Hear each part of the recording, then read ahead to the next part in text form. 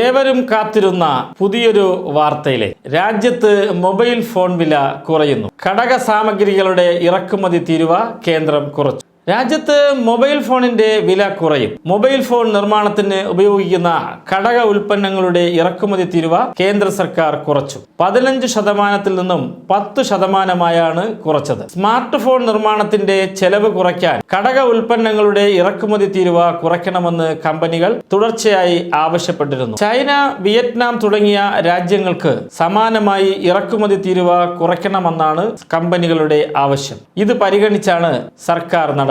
ഇറക്കുമതി തീരുവ കുറച്ചത് ഇന്ത്യയിൽ മൊബൈൽ ഫോൺ കയറ്റുമതി വരുമാനം വർദ്ധിപ്പിക്കുമെന്ന വിദഗ്ധരുടെ അഭിപ്രായം. 2 വർഷത്തിനകം 3900 കോടി ഡോളറായി വർദ്ധിക്കുമെന്നാണ് അനുമാനം. 2023 സാമ്പത്തിക വർഷത്തിൽ 1100 കോടി ഡോളറായിരുന്നു കയറ്റുമതി വരുമാനം.